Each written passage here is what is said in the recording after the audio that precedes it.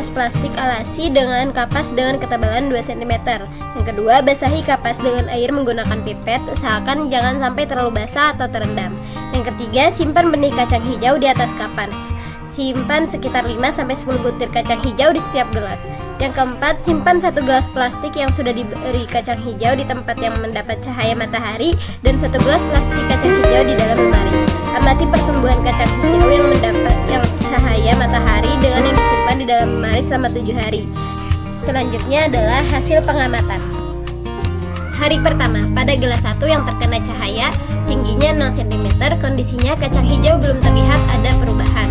Lalu pada gelas kedua yang tempat gelap, tingginya 0 cm, kondisinya kacang hijau belum terlihat ada perubahan.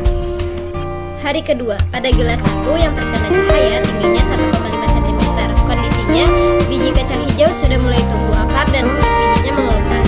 Pada gelas kedua yang tempat gelap, tingginya 1,7 cm, kondisinya biji kacang hijau sudah mulai tumbuh akar dan kulit bijinya mengelupas. Rata-rata kedua tersebut tingginya lebih dari 1 cm, kondisinya biji kacang hijau di kedua gelas sudah mulai tumbuh akar dan kulit biji kacang hijau mengelupas.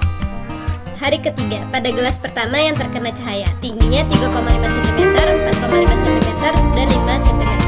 Kondisinya beberapa kacang hijau sudah bertambah tingginya dan belum muncul daun dan beberapa biji masih berupa kecambah. Lalu pada gelas kedua di tempat gelap, tingginya 1,8 cm, 3 cm, 4,8 cm. Kondisinya beberapa kacang hijau sudah bertambah tingginya dan muncul daun dan beberapa biji masih berupa kecambah. Rata-ratanya tinggi biji kacang hijau di gelas 1 dan gelas 2 hampir sama, yaitu rata-rata kurang lebih 1-5 cm. Kondisinya biji kacang hijau pada hari ketiga sebagian masih berbentuk kecambah dan beberapa biji tingginya hampir sama di kedua gelas. Hari keempat, pada gelas pertama yang terkena cahaya, tingginya 3,7 cm dan 8,2 cm. Kondisinya pada gelas pertama biji kacang hijau sudah berubah semua menjadi tumbuhan. Hanya ada 2-3 biji yang masih sama seperti hari ke-1. Sudah muncul daun, batangnya tegak, dan akarnya mulai panjang. Lalu pada gelas kedua yang tempat gelap, tingginya 7,4 cm dan 8 cm.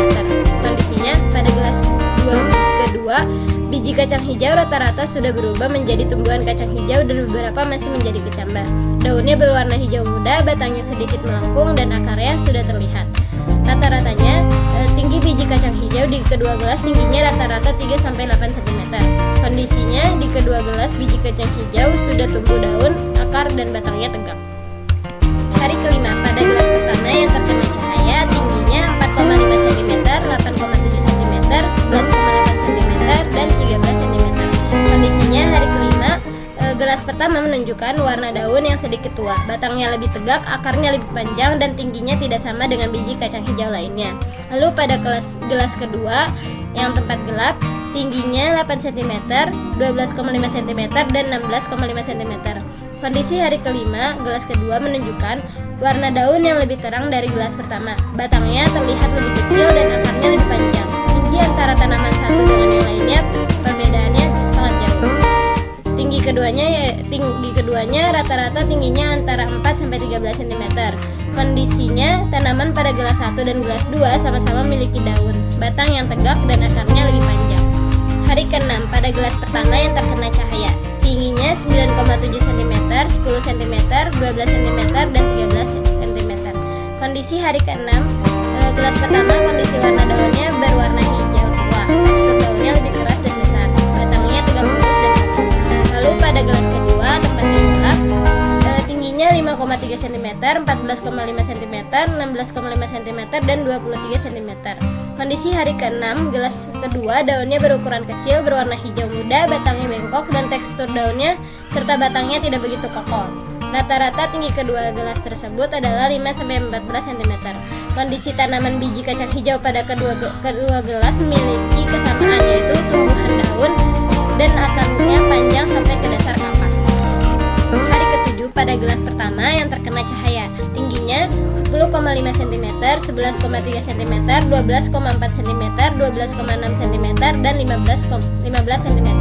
Kondisinya hari ke-7, gelas pertama daunnya berwarna hijau tua serta lebar dan tekstur daunnya keras, batangnya tegak lurus dan kokoh. di tempat yang gelap, tingginya 6,4 cm, 12,7 cm, 18,6 cm, dan 23,7 cm. Kondisi hari ketujuh gelas kedua, warna daunnya hijau muda serta ukurannya kecil, batangnya lebih rapuh dan cenderung mudah patah. Tinggi tumbuhan di gelas 2 sangat berbeda jauh dengan tumbuhan di gelas yang pertama. Rata-rata keduanya, gelas 1 dan 2, tingginya adalah 10-15 cm. Kondisinya sama-sama sudah tumbuh daun dan akarnya panjang sampai ke dasar kapas. Dari praktikum ini dapat disimpulkan bahwa tumbuhan termasuk kacang hijau sensitif terhadap rangsang cahaya matahari. Hal ini dapat dilihat dari perbedaan pertumbuhan dan perkembangan antara tanaman yang terkena sinar matahari langsung dengan yang tidak.